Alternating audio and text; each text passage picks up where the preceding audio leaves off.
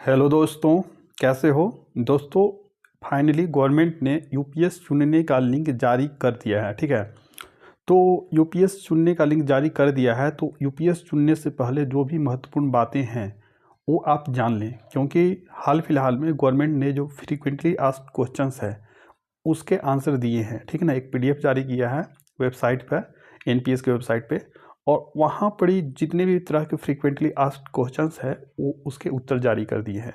तो वहाँ से आपको पूरे बताऊँगा कि क्या आपके जो भी डाउट्स हैं, मैक्सिमम डाउट्स उस पीडीएफ से क्लियर हो जाएंगे। ठीक है, तो यूपीएस का चुनने का लिंक है, वो मैं बताऊंगा कि उसको कैसे चूज करना है, कैसे सेलेक्ट करना है, कैसे भरना है।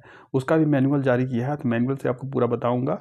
और जो लिंक है यूपीएस चुनने का वो आपको डिस्क्रिप्शन बॉक्स में डाल देंगे, तो वहाँ से आप जाके डायरेक्ट यूपीएस ले सकते हैं। ठीक है, अगर आपको लेना है तो। ठीक है, कोई मैंडेटरी नहीं है कि सारे को लेना ही लेना है। ठीक है, अगर आपकी इच्छा है तो आप यूपीएस ले सकते हैं, अगर इच्छा नहीं है तो नहीं ले सकते। ठीक है, और मैं बता दूं कि जितने भी लोग जैसे कि जिनके सर्विस कम से कम 25 साल बची हुई है, ठीक है ना, अभी 25 साल से कम से कम अगर सर्विस बची हुई है तो एनपीएस हमारे हिसाब से ज़्यादा फायदेमंद है। ठीक है ना, लेकिन फिर भी अगर आप यूपीएस आप लेना चाहते हैं तो ले सकते हैं। और जो जिनका रिटायरमेंट हाल फिलहाल में है तो वह यूपीएस ले सकते हैं, क्योंकि उनके लिए हमारे हिसाब से ज़्यादा फायदेमंद यूपीएस रहेगा। ठीक है ना, जिसके 5 से 6 साल सर्विस बची हुई है तो वो यूपीएस ले सकते हैं। ठीक है, तो चलिए, और बाकी तो आप पे डिपेंड करती है। ठीक है, तो चलिए यहाँ पर जो फ्रीक्वेंटली आस्क्ड क्वेश्चंस का जो पीडीएफ जारी किया है वहाँ से आपको पूरा ये कंप्लीट आपको बताऊंगा। ठीक है, तो यहाँ पर आप देख सकते हैं पीडीएफ है। ठीक है, और इसी में पूरा आपको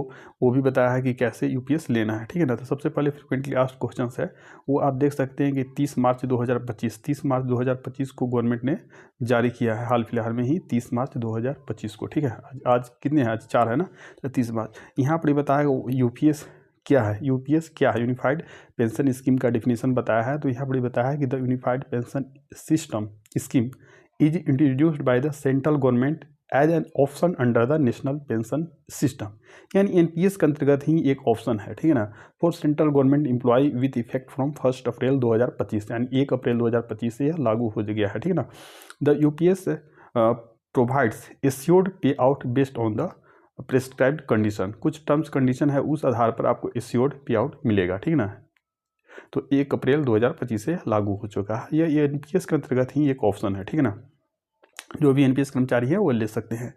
weather existing central government employ eligible to opt for UPS, जो एग्जिस्टिंग सेंट्रल गवर्नमेंट एम्प्लॉय है वो ले सकते हैं या नहीं। तो yes, an existing central government employ in service as of 1 April 2025, जो 1 अप्रैल 2025 में सर्विस में है, who are covered under national pension system, और जो एनपीएस के अंतर्गत आते हैं, is eligible to opt for UPS, वो यूपीएस ले सकते हैं। ठीक है ना, लेकिन मैंडेटरी नहीं है, अगर लेना चाहते हैं तब ले सकते हैं। ठीक है ना, whether newly recruited central government employ is eligible to opt for UPS, जो न्यूली रिक्रूटेड हैं, जो जिनका न्यू रिक्रूटमेंट होगा, ठीक है, क्या वो एलिजिबल है यूपीएस के लिए। तो yes, newly recruited central government employ joining service on or after, जो 1 अप्रैल 2025 या उसके बाद जो ज्वाइन करेंगे वो भी एलिजिबल हैं, वो भी ले सकते हैं। ठीक है ना, अगर चाहे तो एनपीएस ले सकते हैं या यूपीएस ले सकते हैं। ठीक है ना, whether central government employ retired prior to 31 March 2025, जो 31 मार्च 2025 से पहले रिटायर हो चुके वो ले सकते हैं या नहीं। तो उसका बताया है कि यस, ये central government employ who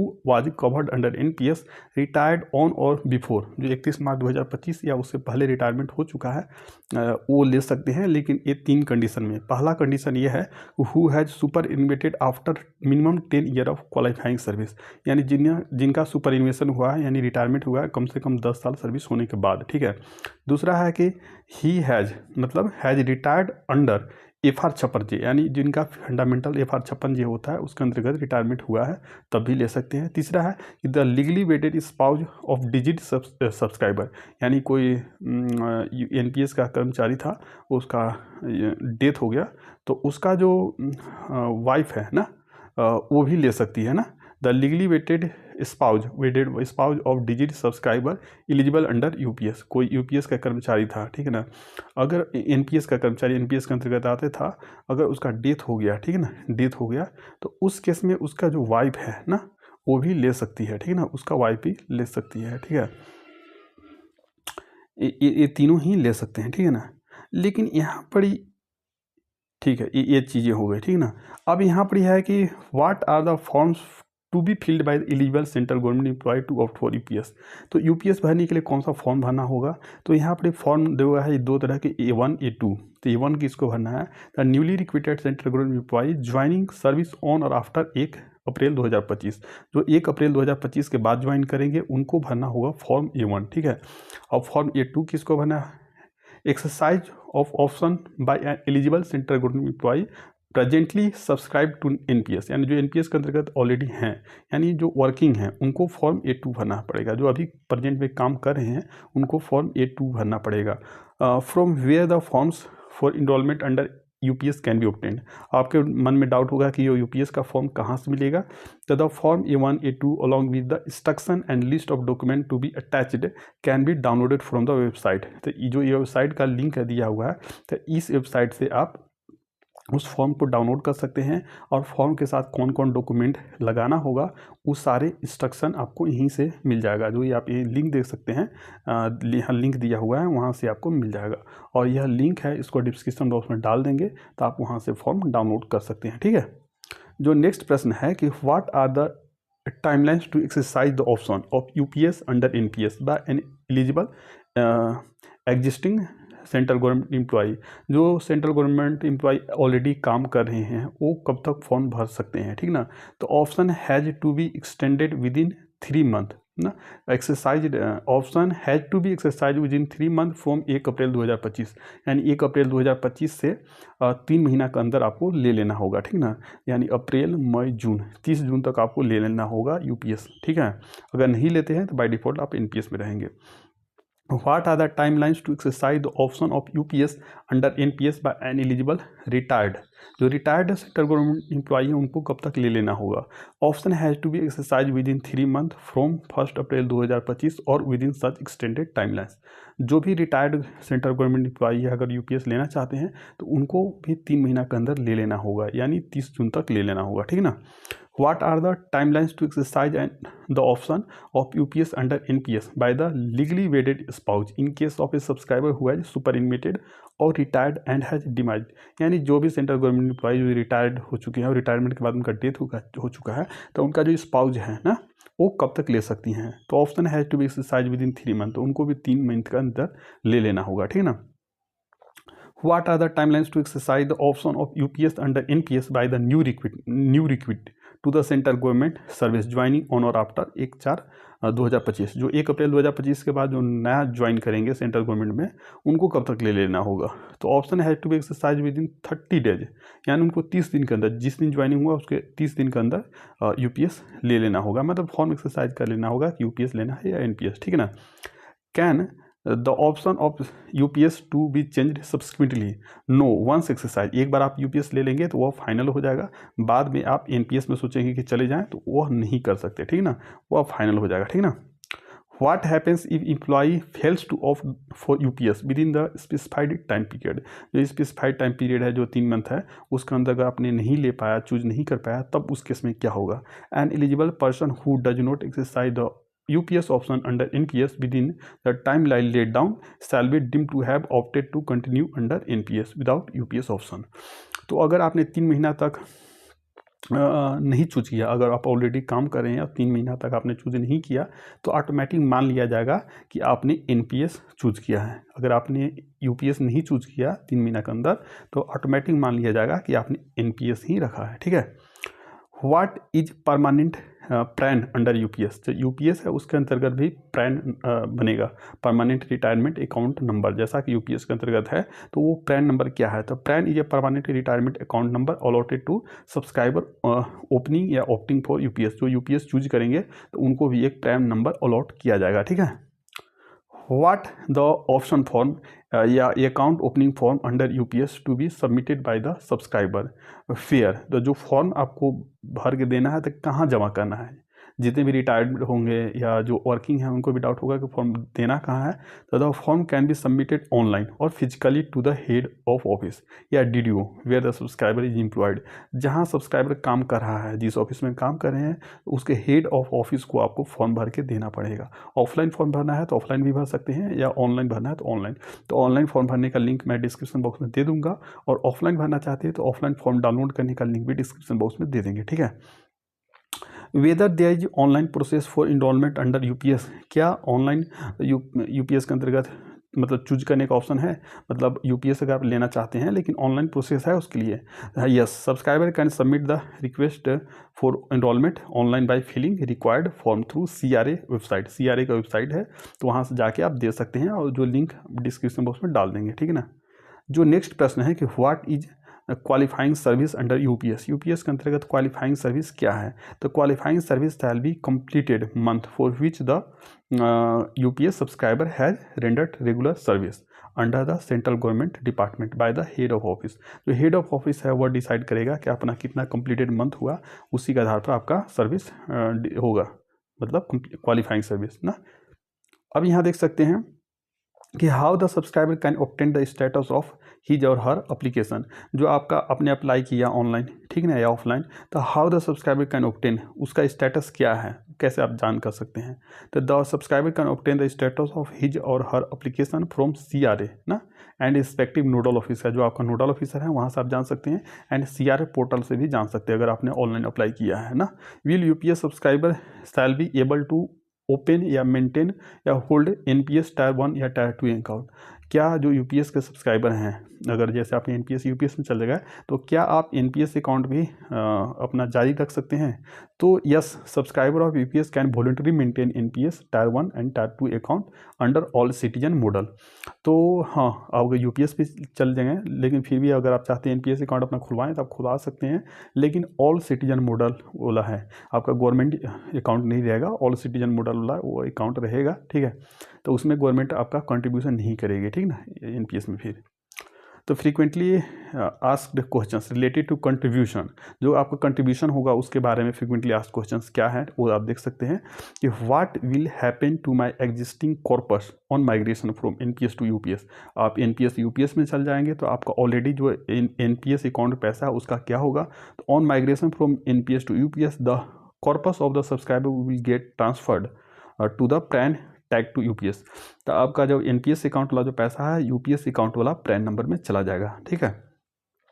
on migration from NPS to UPS whether new PRAN will be issued. आपका NPS UPS में आप माइग्रेट कर जाएंगे तो क्या आपको न्यू पैन नंबर दिया जाएगा।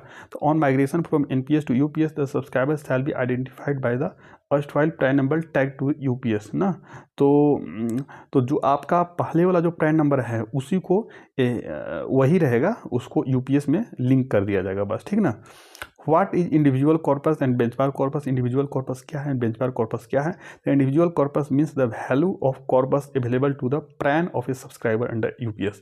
तो आपका UPS जो अकाउंट है तो उसमें जितना भी पैसा जमा रहेंगे, ठीक है ना, तो वो इंडिविजुअल कॉर्पस हो जाएंगे, ठीक है ना। अब benchmark corpus is a national value computed by CRA for computation with individual corpus। Comparison individual corpus से कंपेरिजन करके और वह कैलकुलेट किया जाएगा CRA द्वारा। It is based on NAV ना, net asset value of the default investment pattern जो रहेगा। मान के किया जाएगा कि आपने बाय डिफ़ॉल्ट इन्वेस्टमेंट पैटर्न में जमा करते हैं पूरा क्वालिफाइंग सर्विस, कितना पैसा जमा होता, हर महीने जमा होना था और किसी महीना मिसिंग नहीं है, ठीक है ना। तो ये सारे देखा जाएगा, तो उस मेथड द्वारा जो पैसा जमा होगा वो आपका इंडिविजुअल कॉर्पस होगा, ठीक ना। Frequently asked questions related to investment of contribution. जो कंट्रीब्यूशन है उसका कहाँ इन्वेस्टमेंट किया जाएगा उसके बारे में कुछ क्वेश्चंस है। तो can an employ select the pension fund and investment pattern under UPS। तो UPS के अंतर्गत क्या पेंशन फंड या इन्वेस्टमेंट पैटर्न आप चूज कर सकते हैं। तो yes, employ can choose from registered pension fund and investment fund including pattern including default pattern. जो डिफ़ॉल्ट पैटर्न है आप तो उसमें रख सकते हैं, या अपने मन से भी कुछ जो रजिस्टर्ड पेंशन फंड है उसको चूज कर सकते हैं, ठीक है ना। तो मैक्सिमम लोग डिफ़ॉल्ट वाला ही रखेगा, तभी आपको पेंशन का सिक्योरिटी मिलेगा, ठीक है ना। What happen if any individual does not choose a pension fund. आप इंडिविजुअल पेंशन पेंशन फंड को नहीं चूज करते तो उस केस में क्या होगा, in such case the employee will be assigned the default pattern. अगर आपने कोई चूज नहीं करते हैं तो डिफॉल्ट वाला है वही आपको दे दिया जाएगा, ठीक ना, डिफॉल्ट पैटर्न वाला। What are the option of investment choice for individual corpus other than default. तो डिफॉल्ट पैटर्न के चूज कर छोड़ के अदर क्या आपका इन्वेस्टमेंट चॉइस है। तो पहला है कि option to invest 100% of the fund in government security. तो पहला यही है कि जितने भी आपका है उसको 100% ऑफ गवर्नमेंट सिक्योरिटी में जमा कर दे। और option to any of the following life cycle based. पहला तो ये है, दूसरा any one of the following, और दूसरा ये दोनों नीचे दो ए बी दिया तो दोनों में से कोई एक। तो government life cycle fund with maximum exposure to equity capped at 25%। तो दूसरा ये है कि आप कंजर्वेटिव वाला में रखें, कंजर्वेटिव लाइफ साइकिल, उसमें क्या होगा कि मैक्सिमम 25% आप इक्विटी में रहेगा और बाकी 75% गवर्नमेंट में रहेगा। तीसरा ये है बी में कि मॉडरेट में ये रहेगा कि moderate life cycle fund with maximum exposure to equity capped at 50%। तो इसमें मॉडरेट में रहेगा कि 50% तक आप इक्विटी में डाल सकते हैं, है ना। जो नेक्स्ट 25 नंबर क्वेश्चन है उसमें है कि how many times the choice of pension fund and investment choice can be exercise in a financial year. तो अगर आपने कोई चूज कर लिया पेंशन फंड या इन्वेस्टमेंट चॉइस, तो उसको साल में कितने बार, एक फाइनेंशियल ईयर में कितने बार चेंज कर सकते हैं। तो UPS subscriber shall have an option to change, उसको चेंज करने का ऑप्शन मिलेगा। The choice of pension fund once in a financial year. तो पेंशन फंड है उसको साल में एक बार चूज कर सकते हैं। Investment choice twice in a financial year, जो इन्वेस्टमेंट पैटर्न है उसको, इन्वेस्टमेंट चॉइस है उसको साल में 2 बार चूज कर सकते हैं, ठीक है ना। जो नेक्स्ट प्रश्न है कि what will the subscriber be informed of corpus value updates. आपका कॉर्पस में कितना पैसा जमा हुआ उसके बारे में आपको पता चलेगा या नहीं। तो बिल्कुल आपको इन्फॉर्म किया जाएगा महीने में, जैसे एनपीएस में आपको मैसेज आता होगा ईमेल पे भी और मोबाइल नंबर पर भी, तो इसी तरह से आपको यूपीएस में भी हर महीना आपको मैसेज आएगा, ठीक ना। Frequently asked question related to benefits under UPS. UPS के बारे में आपको क्या क्या बेनिफिट मिलेगा यूपीएस में, उसके बारे में कुछ फ्रीक्वेंटली आस्क्ड क्वेश्चंस है तो वो भी देख लेते हैं, ठीक है। तो पहला क्वेश्चन है how is the assured pay out calculated under UPS. UPS के अंतर्गत जो एश्योर्ड पे आउट है वो आपको कैसे कैलकुलेट किया जाता है। The rate of full assured pay out will be 50% of 12 month assured 12 month average basic pay. जो 12 मंथ का एवरेज बेसिक पे है उसका 50% आपको एश्योर्ड पे आउट मिलेगा इमीडिएटली प्रायर टू सुपरएनुएशन ना, आफ्टर ए मिनिमम, लेकिन 25 ईयर कम से कम क्वालिफाइंग सर्विस आपका होना चाहिए, ठीक है ना, तब 50% बेसिक प्लस डीएनएस रिलीफ मिलेगा। In case of lesser qualifying service अगर उससे कम है तब आपको प्रोपोर्शनल रेट से मिलेगा, ठीक ना। When will the pay out commence in case of voluntary retirement. अगर मान लेते हैं आपने वॉलंटरी रिटायरमेंट ले लिया है उस केस में आपको कब से पेंशन मिलने लगेगा ना। तो in case of voluntary retirement after a minimum 25 year of qualifying service, कम से कम 25 साल सर्विस करने के बाद अगर आप वॉलंटरी रिटायरमेंट ले लेते हैं तो assured pay out will commence from the date on which the employee would have superannuated if he had continued service. तो जिस दिन से आपका रिटायरमेंट एक्चुअल में होता, ठीक ना, तो उस दिन से मिलेगा। यानी मान लेते हैं कि आपने 45 साल के एज में वॉलंटरी रिटायरमेंट ले लिए तो उस दिन से आपको पेंशन नहीं मिलेगा। आप 60 साल में एज में एक्चुअल में आपका रिटायरमेंट होता तो 60 जब एज पूर जाएगा तब आपको पेंशन मिलना प्रारंभ होगा, ठीक है। What is the amount of minimum guaranteed pension under पे आउट अंडर यूपीएस। यूपीएस के अंदर मिनिमम को कितना पेंशन मिलेगा, पे आउट मिलेगा। तो मिनिमम गारंटेड पे आउट ऑफ आरएस 10,000, कम से कम 10,000 आपको मिलेगा ना after completing 10 year of qualifying service. 10 year अगर क्वालिफाइंग सर्विस हो गया उसके बाद अगर आपका सुपरएनुएशन होता है, रिटायरमेंट होता है, तो उस केस में आपको कम से कम 10,000 पेंशन मिलेगा, ठीक है। नेक्स्ट प्रश्न है कि will the assured pay out under UPS reduce in case of reduction in qualifying service. अगर क्वालिफाइंग सर्विस कम हो जाता है तो उस केस में क्या एश्योर्ड पे आउट आपको कम मिलेगा। तो yes, in case of qualifying service period of 10 year और more but less than 25 year. अगर 25 ईयर से कम है तो आपको प्रोपोर्शनल रेट से मिलेगा, बेसिक आधा प्लस डीएनएस रिलीफ नहीं मिलेगा तो प्रोपोर्शनल रेट से मिलेगा, ठीक ना। What is admissible pay out. Admissible pay out क्या है। The assured pay out so proportionally reduced जैसे कि 25 ईयर सर्विस होने के बाद आपको मिलता है तो बेसिक आधा प्लस डीएनएस रिलीफ, लेकिन अगर आपका कम सर्विस है तो द एश्योर्ड पे आउट उसको प्रोपोर्शनली कम कर दिया जाता है ना। तो उसके बाद जो फार्मूला से जो कैलकुलेट किया जाता है तो उसको एडमिसिबल पे आउट बोला जाता है ना। तो एडमिसिबल पे आउट कैलकुलेट करने के यहाँ फार्मूला दिया है कि assured pay out. Assured pay out क्या था, बेसिक का आधा ना इंटू IC/BC। तो IC/BC आपका बराबर हो जाएगा, ठीक है, अगर पैसा आपने निकाला नहीं है बाय डिफॉल्ट पैटर्न में जमा किया है, इंटू 1 - FW। तो FW क्या है कि अपने रिटायरमेंट के समय कितना % पैसा निकाल रहे हैं। तो मैक्सिमम 60% गवर्नमेंट ने अलाउ कर दिया कि निकाल सकते हैं। तो अगर 40% निकालेंगे तो 40 आ जाएगा, 40 ना FW की जगह। तो फिर IC क्या है, BC क्या है, सब दे दिया है। और अगर तो ये सारे आप डाल के एश्योर्ड पे आउट निकाल सकते हैं, ठीक ना। तो एश्योर्ड पे आउट निकालने का सिंपल है कि assured pay out equal to assured pay out. Assured pay out तो बेसिक आधा हो जाएगा इंटू IC/BC इंटू 1 - FW, ठीक ना। ये आप निकाल सकते हैं, ठीक है ना। तो ये सिंपल फार्मूला है, ज़्यादा कॉम्प्लिकेटेड नहीं है, ठीक है ना। ये फार्मूला आप देख सकते हैं, ठीक है। जो नेक्स्ट है कि व्हाट इज द फैमिली पे आउट अंडर यूपीएस। यूपीएस के अंदर फैमिली को कितना पेंशन मिलेगा, फैमिली पे आउट क्या है। तो open demise of a subscriber, जो सब्सक्राइबर उसका अगर डेथ हो जाता है, who was receiving admissible pay out और top up amount is the case में भी लीगली वेटेड स्पाउस। तो उसका जो लीगली वेटेड स्पाउस है ना of such deceased subscriber shall receive for life time उसको वाइफ या हस्बैंड को मिलेगा, ठीक ना, पे आउट यानी पेंशन मिलेगा। 60% of amount of admissible pay out और top up amount drawn by the subscriber. तो सब्सक्राइबर को जितना भी पेंशन मिल रहा था ना, यानी तो उसका जो भी बेसिक प्लस डीएनएस रिलीफ है, तो उसका जो बेसिक मिल रहा था उसका 60% प्लस डीएनएस रिलीफ मिलेगा ना, ठीक है। What are the benefits available under UPS to superannuated और retired employee covered under NPS। तो NPS के अंतर्गत कोई सेंट्रल गवर्नमेंट एम्प्लॉई आते थे और 31 मार्च 2025 से पहले उसका सुपरएनुएशन हुआ, तो उनको क्या क्या बेनिफिट मिलेगा।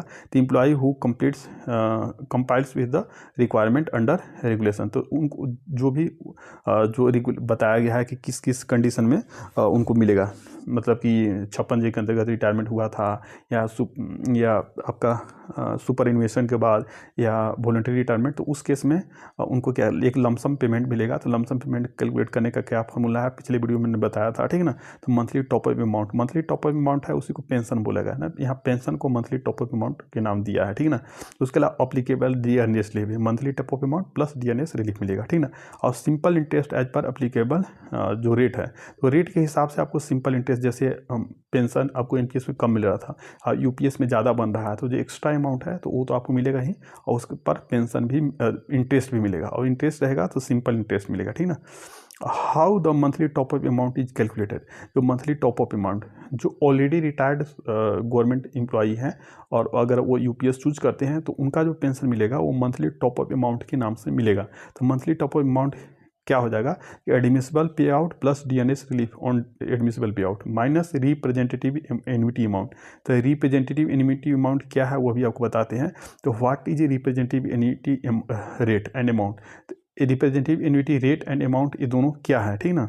तो यहाँ पढ़ी है कि representative annuity rate for the period from January 2014 to March are provided under schedule 6 of PFRDA regulation. तो PFRDA रेगुलेशन जो जारी किया गया है गवर्नमेंट द्वारा, तो उसमें आपका 2014 जनवरी से लेकर मार्च 2025 तक का एन्युटी रेट दिया हुआ है। तो वहाँ से आप जाकर देख सकते हैं, और पिछले वीडियो में मैंने आपको दिखाया भी था कि एन्युटी रेट क्या होता है, उसको कैसे जाने की क्या है, ठीक ना।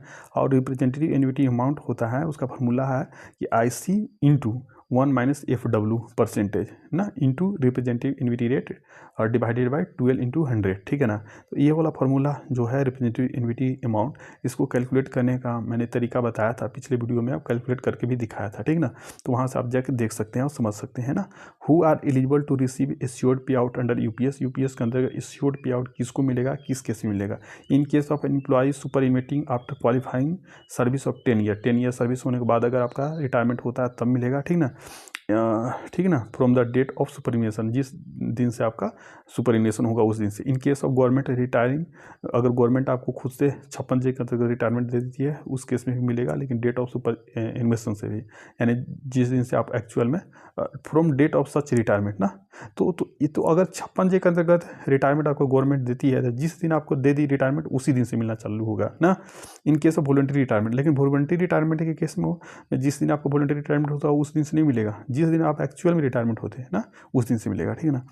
लेकिन अगर 56J के अंतर्गत में आपको मिलने लगेगी। हु कैन क्लेम फैमिली पे आउट अंडर यूपीएस, यूपीएस के अंतर्गत फैमिली पे आउट कौन क्लेम कर सकता है? Only the legally wedded spouse, जो लीगली वेटेड स्पाउस है उसी को मिलेगा, आपका डाउटर है या सन है उसको नहीं मिलेगा, ठीक है ना। Whether the spouse of the subscriber married after the date of superannuation is eligible for a family payout. Whether the spouse of the subscriber married after the date of superannuation is eligible. अगर कोई retirement हो जाता है उसके बाद वो शादी कर लेता है, ठीक ना, तो शादी कर लेता है और कुछ दिन के बाद उसका डेथ हो जाता है, तो उसके बाद जो उसका स्पाउस रहेगी उसको मिलेगा या नहीं? तो no, only the legally wedded spouse as on the date of superannuation, जिस दिन उसका रिटायरमेंट हो रहा था उस दिन उसका जो लीगली वेटेड स्पाउस है उसी को मिलेगा, ठीक ना। Is there any provision for lump sum pay out under UPS, UPS के अंतर्गत कोई लमसम पेमेंट मिलेगा? तो यस, लमसम पेमेंट मिलेगा, और लमसम पेमेंट कैलकुलेट करने का फॉर्मूला आपको बता दिया था ना। तो lump sum payment equivalent to 1/10 of the last drawn basic pay plus DNS relief ना। ये वाला पूरा आपको करने का कैलकुलेट करने का तरीका बताया था ना पिछले वीडियो में। Is there any option to withdraw an amount under UPS at the time of retirement? तो रिटायरमेंट के समय कुछ पैसा आप निकाल सकते हैं कि नहीं? तो यूपीएस से आप निकाल सकते हैं, 60% तक आप पैसा रिटायरमेंट के समय निकाल सकते हैं ना। What and how much is final withdrawal percentage? तो मैक्सिमम आप कितना परसेंट तक निकाल सकते हैं? UPS subscriber shall have an option to withdraw an amount not exceeding 60%, 60% तक आप निकाल सकते हैं, ठीक ना। What is the final withdrawal amount shall be calculated in case of individual corpus is more than the benchmark corpus? अगर benchmark corpus से आपका इंडिविजुअल कॉर्पस ज़्यादा है ना, तो how is the final withdrawal amount calculated? तो final withdrawal amount जो आप निकालते हैं 60% तक, उसको कैलकुलेट कैसे किया जाता है? तो final withdrawal of up to 60% of the individual corpus और बेंचमार्क कॉर्पस जो भी कम है ना, अगर इंडिविजुअल कॉर्पस है तो उसका 60% और बेंचमार्क कॉर्पस कम है तो उसका 60% आप निकाल सकते हैं, ठीक है ना। तो आप यहाँ देख सकते हैं 42 तक हो गया ना। तो आप देखते हैं कितने प्रश्न हैं अभी आपका इसमें, अब कम ही बचे हैं, ठीक है ना। तब बता ही देता हूँ पूरा ही, ज़्यादा लंबा नहीं है। 43 है, what will final withdrawal admissible? Final withdrawal admission कब? What when will final withdrawal be admissible? Final withdrawal कब आपका एडमिसिबल है? So final withdrawal shall be admissible on the date of superannuation और वॉलंटरी रिटायरमेंट और retirement after under 56J। तो बहुत लोगों को डाउट है कि अगर वॉलंटरी रिटायरमेंट ले लेते हैं तो उस केस में आपको पेंशन तो सुपरएन्युएशन के डेट से मिलेगा, जिस दिन आपका एक्चुअल में रिटायरमेंट होता। तो जिस दिन से आप वॉलंटरी रिटायरमेंट ले लिए और जिस दिन आपका 60 ईयर एज पूरेगा उस दिन तक आप क्या खाएंगे, क्योंकि पेंशन तो मिलेगा नहीं। तो हाँ, तो उस केस में गवर्नमेंट ने एक कर दिया है कि आप फाइनल विथड्रॉल कर सकते हैं, 60% तक पैसे आप निकाल सकते हैं। तो जो पैसे निकालेंगे उससे आप खा सकते हैं, ठीक है ना। अब फिर 60 ईयर्स एज हो जाएगा तो उसके बाद आपको पेंशन मिलेगा, ठीक है ना। How is DNS relief under UPS? How is DNS relief? तो डीएनएस रिलीफ अंडर यूपीएस कैसा है? तो DNS relief is declared by the central government. जैसा एनपीएस कि अभी जो हर 6 महीना पर डीए डिक्लेयर होता है, साथ में डीएनएस रिलीफ भी सेम ही रहता है, ठीक ना। जितना डीए का रेटेड रहेगा उतना ही डीएनएस रिलीफ का रेटेड रहेगा। Whether benefits under UPS are receivable if the employee has been removed और डिसमिस्ड और has resign from the service? अगर आपने सर्विस रिजाइन कर दिया है, सर्विस आपको निकाल दिया गया है, डिसमिस कर दिया है, तो उस केस में क्या आपको यूपीएस के अंतर्गत बेनिफिट मिलेगा? तो उस केस में आपको नहीं मिलेगा। No, assured pay out shall not be available ना। Can a subscriber make partial withdrawal during the service? Service के दौरान आप पार्शियल विथड्रॉल कर सकते हैं नहीं, पैसे निकाल सकते हैं नहीं? तो yes, partial withdrawal up to 25% of the self contribution, आपका खुद का कंट्रीब्यूशन है उसका 25% तक आप पैसा निकाल सकते हैं, और अलाउड निकाल सकते हैं ना, after completion of lock in period of 3 year. लेकिन कम से कम 3 साल सर्विस हो जाएगा उसके बाद ही ना, उसके बाद ही निकाल सकते हैं। What purpose are allowed for partial withdrawal? Partial withdrawal आप किस कारण से निकाल सकते हैं, किस पर्पज से निकाल सकते हैं? तो higher education of children, children के हायर एजुकेशन के लिए, मैरिज ऑफ चिल्ड्रेन या बच्चों के शादी के लिए, परचेज या कंस्ट्रक्शन ऑफ रेसिडेंशियल हाउस बनाने के लिए या खरीदने के लिए, मेडिकल इमरजेंसी, ठीक है ना, disability related expense and skill development. अगर आपने कुछ स्किल डेवलपमेंट का कोर्स करना चाहते हैं तो उसके लिए भी आप पैसे निकाल सकते हैं ना। How many times A partial withdrawal can be made under UPS? तो यूपीएस के अंतर्गत आप पार्शियल विड्रॉल कितनी बार कर सकते हैं, तो मैक्सिमम 3 टाइम्स, तो मैक्सिमम 3 बार आप पार्शियल विड्रॉल कर सकते हैं। Is there any option to replace the partial withdrawal made on UPS, अगर यूपीएस के अंदर अगर हमने पार्शियल विड्रॉल कर लिया है तो क्या बाद में आप उसे क्षति मतलब जमा कर सकते हैं, जितना निकाला है, तो यस द सब्सक्राइबर है the option to replace the partial withdrawal amount before retirement, retirement से पहले आप पैसे जमा कर सकते हैं, ठीक ना। How are UPS benefits claimed after retirement या डेथ ऑफ द सब्सक्राइबर, अगर सब्सक्राइबर है उसका डेथ हो गया है या उसका रिटायरमेंट हो गया है तो उसके बाद कौन सा फॉर्म भरना होगा, तो उस केस में फॉर्म B1 भरना होगा ना। तो द सब्सक्राइबर और legally wedded spouse of subscriber as the case में भी must submit the relevant application form of the head of office, the subscriber form can download, तो इस वेबसाइट से सब्सक्राइबर फॉर्म डाउनलोड किया जा सकता है। उसके लिए कौन सा फॉर्म है, फॉर्म B1 है ना। Must submit the relevant application to the head of office, जिस ऑफिस से उसका रिटायरमेंट हुआ था ना उस ऑफिस में जाके जमा करना होगा। और अगर B1 फॉर्म जमा करना है हु सुपरएनुएटेड और retired on 1 April 2025, on or after 1 April 2025, 1 April 2025 के बाद अगर जो रिटायरमेंट होते हैं उनको फॉर्म B1 देना है। और सब्सक्राइबर B2 हु सुपरएनुएटेड और retired on or before 1 April 2025, 1 April 2025 से पहले जो जिनका रिटायरमेंट हो गया है वो फॉर्म B2 देंगे, ठीक ना, B2। और यहाँ पर B3 दिया है कि spouse of the digit subscriber, कोई सब्सक्राइबर था उसका रिटायरमेंट हो गया ना, उसके बाद डेथ हो गया ना, तो वो ये B3 दे सकता है, ठीक ना। ये सारे फॉर्म है, तो इसका स्क्रीनशॉट आप ले लीजिएगा, देख लीजिएगा कि किस केस में आपको कौन सा फॉर्म जमा करना है, ठीक ना।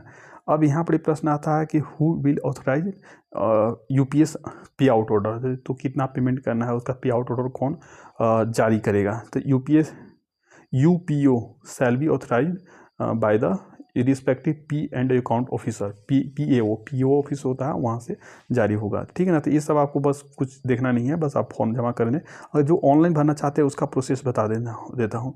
ऑनलाइन भरने का मैंने पहले से लिंक मैं डिस्क्रिप्शन बॉक्स में डाल दूंगा, वहाँ से आप जाएंगे तो वहाँ पर ही आप देख सकते हैं कि उसके बाद जैसे ही आप लिंक खोलेंगे, ठीक है ना, तो उसके बाद जो पेज आएगा ऐसा पेज आएगा, देख सकते हैं ऐसा, ठीक है ना। और the subscriber needs to go to the link, ये जो लिंक है इस लिंक पर क्लिक करेंगे तो आप ये पेज खुल जाएगा, ठीक ना। वहाँ पर ही जाएंगे तो वहाँ पर ही आप देखेंगे the subscriber needs to provide is of her PAN and date of birth ना, तो ये सब आपको डालना होगा। उसके बाद कैप्चा वगैरह डालना होगा, ठीक है, कैप्चा वगैरह आप डाल लेंगे, ठीक है, PAN number, date of birth जो आपका है, उसके बाद रिक्वेस्ट OTP, तो OTP आपको मंगाना होगा ईमेल पर या SMS पर मंगा सकते हैं। उसके बाद कैप्चा डालिए, ठीक है ना। उसके बाद वेरीफाई पैन, जो आपका पैन नंबर है उसको वेरीफाई हो जाएगा, ठीक ना। उसके बाद क्या है कि ये OTP one time password will be sent on the either mobile number और ईमेल ID, जहाँ जो आप डालेंगे उस पर भेजा जाएगा, which has been registered in CRA ना। The subscriber will be required to enter the OTP, तो जो OTP आएगा उसको यहाँ इंटर कर देना होगा। करने के बाद नेक्स्ट पेज आएगा ऑन सबमिशन ऑफ OTP, जैसे ही OTP सबमिट करेंगे डिक्लेरेशन विंडो पॉपअप खुलेगा, तो डिक्लेरेशन विंडो आएगा, the subscriber is required to read and submit declaration, तो आपको उसको डिक्लेरेशन को अच्छे से पढ़ लेना है, उसके बाद सबमिट कर देना है बाय ऑप्टिंग सिलेक्शन ना of the declaration and click on the proceed to sign in, ठीक है। जैसा कि आप देख सकते हैं प्रोसीड टू साइन इन, यहाँ पर क्लिक कर लेंगे, ठीक है। यहाँ पर आप देख सकते हैं इस पर क्लिक करके और आप साइन इन करेंगे, ठीक है। तो उसके बाद जो नेक्स्ट पेज आएगा, ठीक है ना, ऐसा आएगा, ठीक है ना। तो प्रोसीड टू साइन इन कर लेंगे। उसके बाद subscriber must complete e sign in verification by submission of virtual identification 16 digit का नाम या आधार डिटेल्स भर के, और entering the Aadhaar details the subscriber needs to select the send OTP, ठीक ना। सेंड OTP कर लेंगे, तो उसके बाद OTP जो आएगा उसको इंटर OTP करना पड़ेगा, उसके बाद वेरीफाई OTP करना पड़ेगा, ठीक है ना। तो बहुत सिंपल प्रोसेस, आप जैसे जैसे करते जाएंगे on successful verification shifting request will get captured successfully और acknowledgement number will be generated, जैसा है वैसा जनरेट हो जाएगा, ठीक ना। तो और जो ऑफलाइन करना चाहते हैं उसके लिए सारे फॉर्म दिया हुआ है, ठीक ना। तो अगर मैं तो डिस्क्रिप्शन बॉक्स में लिंक दे दूंगा, वहाँ से डायरेक्ट आप डाउनलोड कर सकते हैं, ठीक है।